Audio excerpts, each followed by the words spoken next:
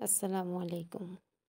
সাধারণত আমরা মসুরের ডাল পাতলা ঝুল করে বা কোনো সবজির সাথে খুব অল্প পরিমাণ অ্যাড করে রান্না করে থাকি।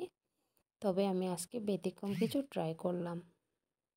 আমি ট্রাই করছি বললে ভুল হবে। আমাদের এখানে ম্যাক্সিমাম মানুষই এভাবে রান্না করে থাকেন। কোনো শুটকি বা মাছ দিয়েও মসুরের ডাল খুব ঘন করে রান্না করা হয়। আমার আজকের আয়োজনে রান্না চলছে লাল ইচা শুটকি দিয়ে বড় দানার মুসুরের ডাল পাতলা ঝোল।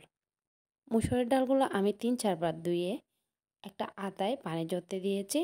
দেন পরিমাণ মতো তেল বসিয়ে দিয়েছি। তেলগুলো যে গরম হয়ে এলে আমি শুটকি মাছগুলো একটু ভেজে নিয়েছি। আমি বরাবরই হোক শুটকি হোক মাছ আগে ভেজে নেই, দেন রান্না করি। তারপর পেঁয়াজ কুচি দিয়ে দিয়েছি। তারপর গুঁড়া মশলাগুলো পানি দিয়ে মিক্স করে দিয়ে দিয়েছি। আমি গুঁড়া মশলা কখনো রান্না করি না, এগুলো আগে পানি দিয়ে মিক্স করে দেন রান্না করি। এগুলো ভালো করে কষিয়ে মুসুর ডাল দিয়ে দিচ্ছি। মুসুর ডালগুলো কিছুক্ষণ কষিয়ে দেন পরিমাণ মতো পানি দিয়ে আমি এখন জাল করে নিব।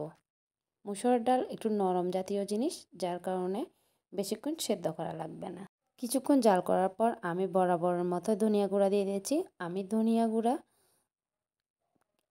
তরকারি রান্নার একটু পরে অ্যাড করে থাকি, মানে নামানোর 5-10 মিনিট আগে, কারণ তখন স্মেলটা ঠিক থাকে। আমার মনে হয় একসাথে দিয়ে দিলে স্মেলটা ঠিক থাকে না। এ তো আমার রান্না কমপ্লিট। আলহামদুলিল্লাহ, খেতে সুস্বাদু হয়েছে।